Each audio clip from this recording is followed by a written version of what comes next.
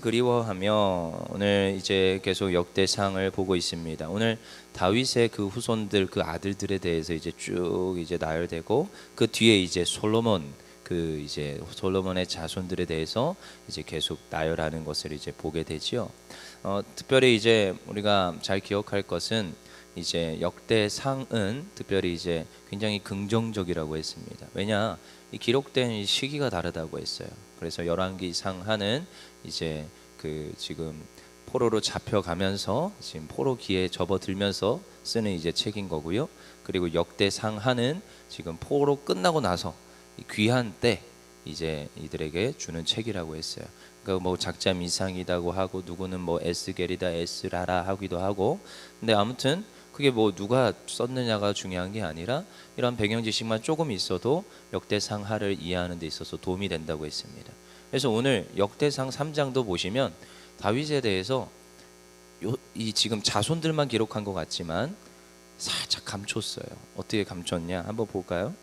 한 절만 볼게요. 5절 시작. 예루살렘에서 그가 낳은 아들들은 이러하니 시므아와 소밥과 나단과 솔로몬 네 사람은 다 암미엘의 딸 바수아의 소생이요. 솔로몬 누구 자녀입니까?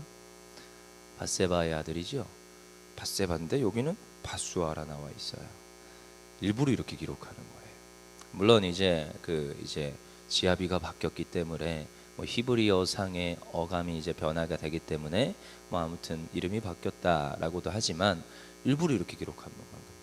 열왕기상에 가면 어떻게 써 있는지 아세요? 밧세바라고 기록되어 있습니다. 그러니까 지금 이유가 있어요. 일부러 이렇게 기록해요. 왜냐? 지금 포로 귀환한 그 이스라엘 백성들에게는 뭐가 필요하느냐? 소망이 필요해요.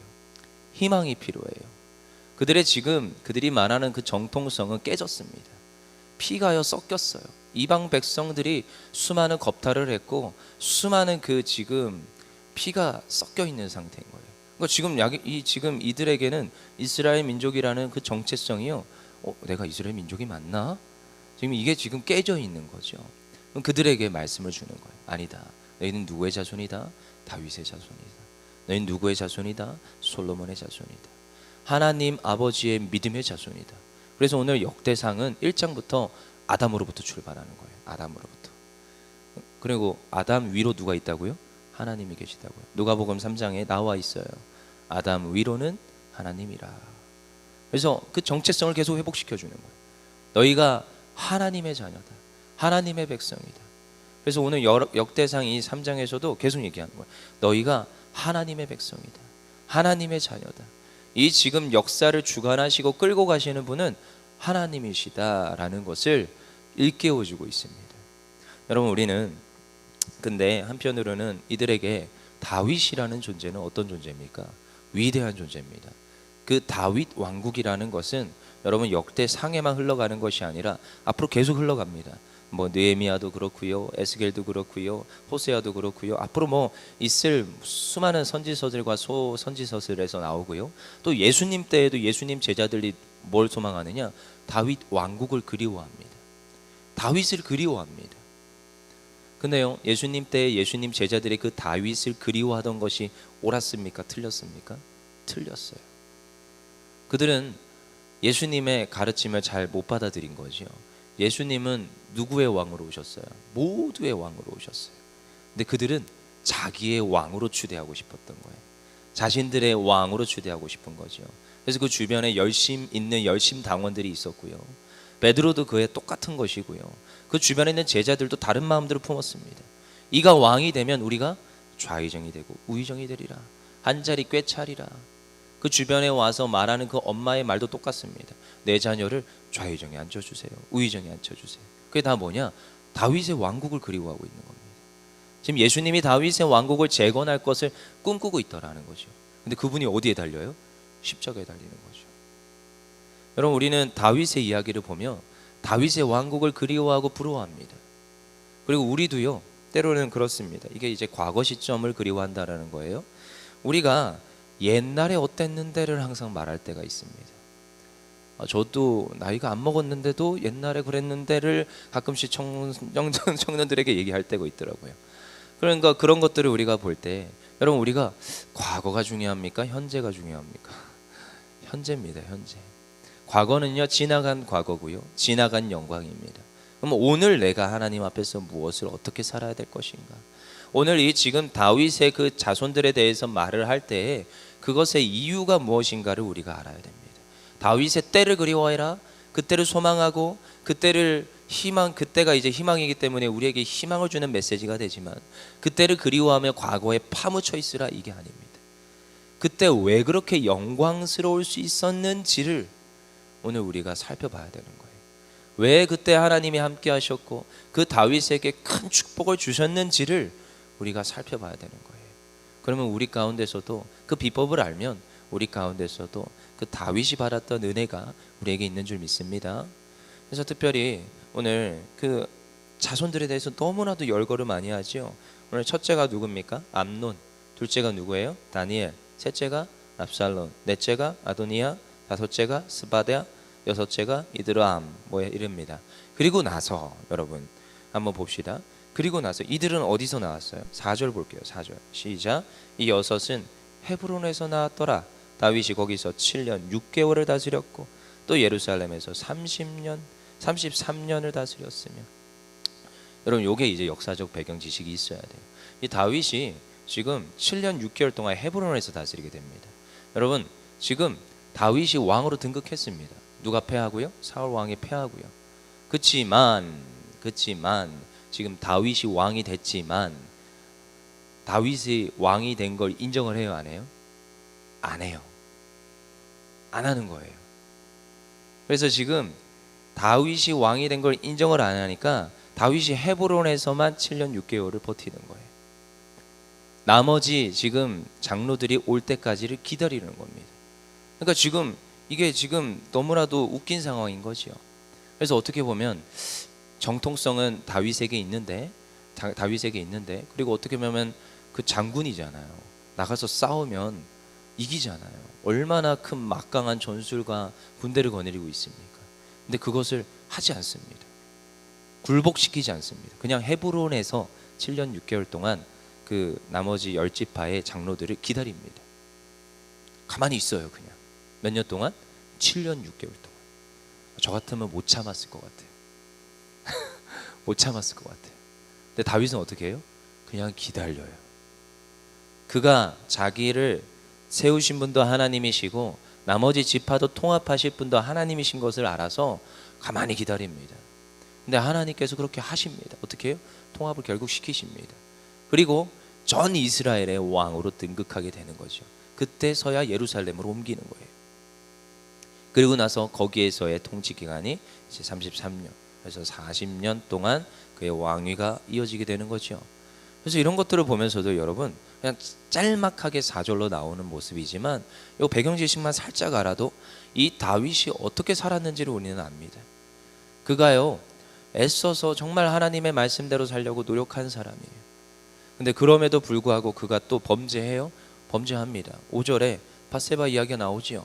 밧세바 하면 딱 떠올라야 됩니다. 스토리가. 그가 지금 자기 장군, 지금 장군의 아내인 그 밧세바를 취하고자 얼마나 악한 짓을 합니까? 너무나도 악한 짓. 그가 지금 너무나도 악한 짓 가운데서 그 다윗이 밧세바를 취하게 되는 거죠. 어떻게 보면 도덕적으로 타락한 짓이고 도덕적으로 너무나도 못된 짓, 그 짓을 지금 했는데도 하나님께서는 이 다윗을 하나님이 함께 하신 사람이라고 일컫는 걸 보면서도 전 이해가 안 될 때가 있습니다. 어찌 보면 차라리 내가 다윗보다 나은 사람 아닌가 이럴 때가 있습니다. 제가 간 통째를 범하진 않잖아요. 제가 그런 차도 살인 지계를 펼치진 않잖아요. 근데 다윗은요 그의 마음의 중심에 무엇이 있느냐? 그럼에도 불구하고 자기의 잘못을 알아요. 그리고 하나님께 회개합니다. 하나님께 회개하고 하나님께 진실되게 나아가요. 그것이 어디에 나오느냐? 오늘 5절에 나타나요. 그 이름들 중에 첫째가 누굽니까? 5절에 그가 밧세바를 거둬서 낳은 아들이 있는데 물론 그 앞에 기록되지 않은 한 명은 죽었습니다. 그 다음에 이제 시므아부터 출발하죠. 이러하니 시므아와 소밥과 나단과 솔로몬이라. 우린 잘 알죠. 솔로몬이 넷째라는 것. 근데 셋째가 누굽니까? 나단입니다. 여러분 셋째를 나단이라고 이름을 지었어요. 여러분 이게 얼마나 파격적인 거냐. 여러분 밧세바와 간통했다고 지금 다윗에게 와서 직언을 하고 너 잘못했어 이 나쁜 놈아 했던 사람이 누구예요? 나단 선지자입니다. 근데 지금 자기의 자녀 이름을 나단이라고 짓는 거예요. 이게 무슨 뜻이냐? 나단이라고 이름 지을 때 지금 다윗의 마음에는 내가 이 죄 앞에서 죄를 드러내놓고 자기의 잘못을 드러내놓고 계속 생각하는 겁니다. 그 자녀를 보면서 자기의 그 잘못을 인정하고요, 자기의 잘못을 하나님께 회개하는 모습인 거예요. 이름을 지을 땐 그런 마음인 겁니다. 나단이 좋아서 지었다고요? 아니요. 그 나단이라는 그 자녀의 이름을 보면서 자기의 잘못을 계속 생각하는 거예요. 이게 다윗의 모습인 거예요. 그냥 짤막한 그 지금 이름만 나오는데도 우리는 다윗의 이 모습들을 우리가 보게 될 수 있습니다. 여러분, 우리가 이러한 마음들을 우리가 회복해야 됩니다. 다른 것이 아니라 여러분, 결국 정통성은 이제 나중에 솔로몬으로 해서 솔로몬 왕국으로 이어지게 되는 겁니다. 오늘 이제 역대상 3장 10절부터 이제 출발하는 거예요. 하지만 저희가 다윗을 주목하여 볼 때 다윗의 그 영광과 부귀를 바라보는 것이 아니라 그 다윗이 그럼에도 불구하고 하나님 앞에서 그가 죄를 지었음에도 불구하고 하나님 앞에서 그래도 끝까지 갈 수 있었던 비결을 우리는 보게 됩니다. 여러분, 우리는 잘못할 수 있습니다. 죄를 지을 수도 있고 문제 앞에 설 때도 있습니다. 우리는 연약하기 때문에. 여러분, 성경에 있는 이들은 대부분 다 연약합니다. 그들이 뭐 대단해서 의인이라 칭함받지 않더라고요. 의인의 기준이 무엇이냐? 그들이 모쪼록 잘났나? 저도 많이 살펴봤거든요. 잘난 게 많지가 않습니다. 다 평범한 사람들이었고요. 어쩌면 다 뭔가 결점들이 있는 이들입니다. 근데 그들을요, 하나님께서 어떻게 해요? 세워서 쓰세요. 신기하게 하나님께서 은혜 주셔서 의롭게 만들어서 쓰세요. 근데 또 의로운 줄 알았는데 또 의롭게 행하다가 또 죄도 지어요. 근데 그런데도 하나님께서는 신실하게 끌고 가십니다. 그런 걸 보면서 이해를 할 수 없어요. 바울도 연약한 이였습니다. 어찌 보면 바울이나 뭐 사울이나, 여러분 그냥 그게 히브리어 이름이고 헬라어 이름이에요. 똑같은 이름이에요. 그냥 바울이에요. 그냥. 근데 그가 사울일 때는 어땠습니까? 얼마나 나쁜 놈이에요. 따지고 보면 기독교인들을 잡아다가, 그리스도인들을 잡아다가 때려 죽이는 그 나쁜 사람.